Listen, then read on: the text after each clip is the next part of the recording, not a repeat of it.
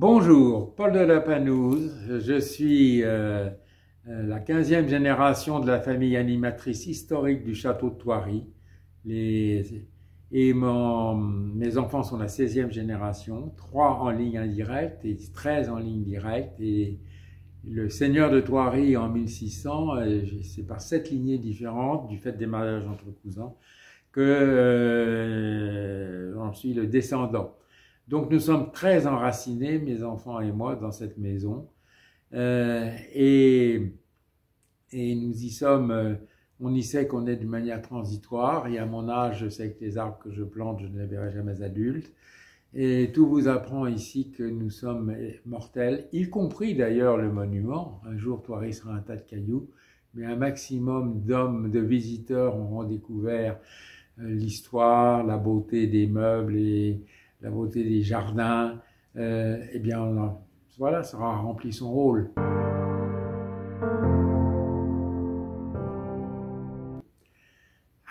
Thoiry, le château a été construit en 1559 par Raoul Moreau et l'architecte, c'est Philibert Delorme, un très grand architecte de la Renaissance. Et le château a été construit sur un site très exceptionnel. Au solstice d'été, le soleil se lève dans l'axe du château, on le voit à travers le vestibule central. Au solstice d'hiver, il se couche à travers le vestibule central. Et en fait, cet axe du vestibule central projette 4 triangles de Pythagore qui encadrent le phénomène astronomique. Donc Thoiry a été construit avec la géométrie sacrée et avec la symbolique des nombres. Donc l'architecture de Thoiry est une architecture très exceptionnelle. Les 5 fenêtres sont en transparence. Nous sommes très fiers parce qu'à Versailles, il y a 3 fenêtres en transparence et nous 5. Et quand on se promène, les fenêtres glissent les unes avec les autres d'une façade à l'autre. Il y a 6 transparences successives à Thoiry, dont celle qui correspond aux levées et couchers du soleil des équinoxes.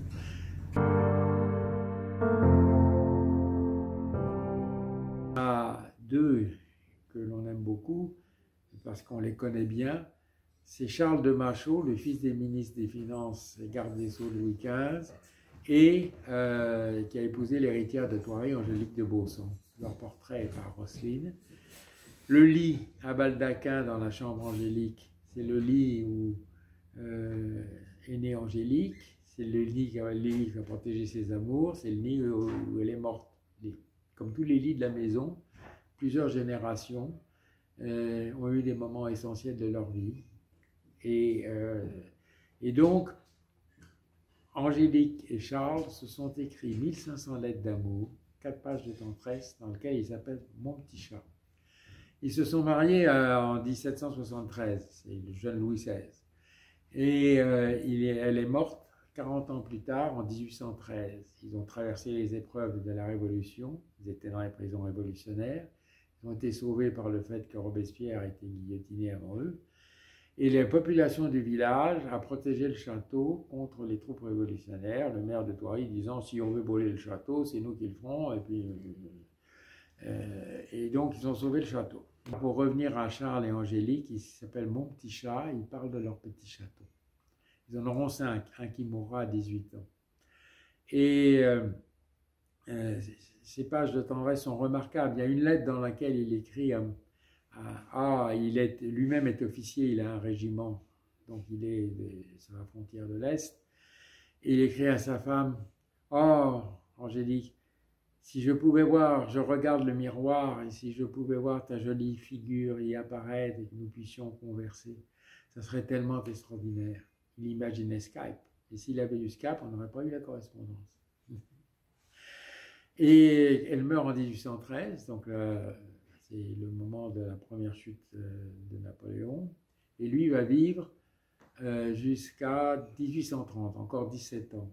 Et un jour, leur fils dit, mes pères, mes sœurs et moi, on ne comprend pas très bien, vous aimiez tellement notre mère et vous montrez jamais de peine. Alors Charles de Machaut éclate de rire et dit, mais votre mère m'a donné tellement de joie que cela emporte tout.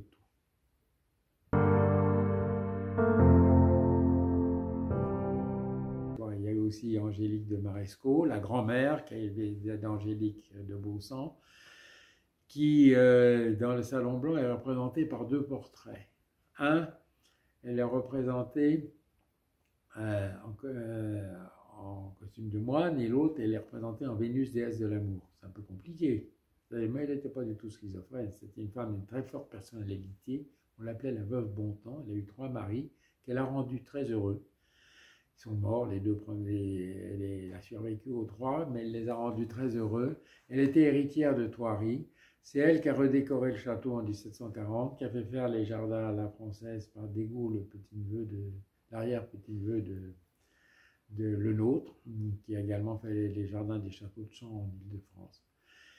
Et Angélique de Marescot, appelée la veuve Bontemps, nous avons un jour le fils qu'elle avait eu de son premier mariage a attrapé une maladie d'enfant, genre varicelle, rougeole, je sais pas, on ne sait pas très bien. 3 de ses amis qui la courtisaient se sont précipités à Thoiry pour dîner, c'est-à-dire pour déjeuner, et là, ils lui ont dit, à la fin du repas, « Ah, on ne peut pas retourner à Versailles, il faut qu'on soit en quarantaine médicale. » Elle a dit, « Oh, je vous ai vu venir, vos chambres sont prêtes, vous restez là. » Et ils ont fait une cour d'amour. C'est-à-dire que chaque soir, dans le salon, près du clavecin de Blanchet, où elle jouait dont elle jouait remarquablement bien, ils faisaient des pièces de théâtre, ils faisaient ça, et chaque soir, chacun lisait le poème d'amour qu'il avait composé dans la journée, et à la fin de la quarantaine médicale, elle devait décider lequel des 3 elle épouserait. Alors le manuscrit est intitulé « La quarantaine du cœur ou de l'esprit chez la veuve Bontemps, à l'enseigne de la fine volupté, à la place des agréments, à Libertopolis ». Il n'y avait pas de télévision, mais on savait s'occuper. Et alors à la fin, la cour d'amour, est-ce qu'elle va épouser un des 3? Bon, aucun des 3 se voit vivre avec. Donc elle s'en tire par une pirouette, et son jugement est de dire je ne peux pas en choisir l'un d'entre vous, parce que si j'en choisis un, il fera cocu les 2 autres. Entre-temps, vous êtes devenus amis, l'amitié vaut bien l'amour, on en reste là. Et quelques années plus tard, elle va épouser le marquis de Vatan, ça va être un couple rayonnant de bonheur. Tout le monde venait les voir parce que ils étaient charmants. Elle a élevé cette Angélique, celle des 1500 lettres d'amour.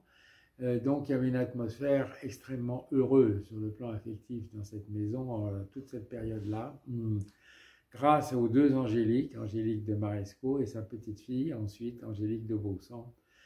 Et moi, à 80 ans, elle chassait encore à cheval et à court, puis elle fera une mauvaise chute et sera obligée de se calmer. Et elle mourra juste avant la Révolution française.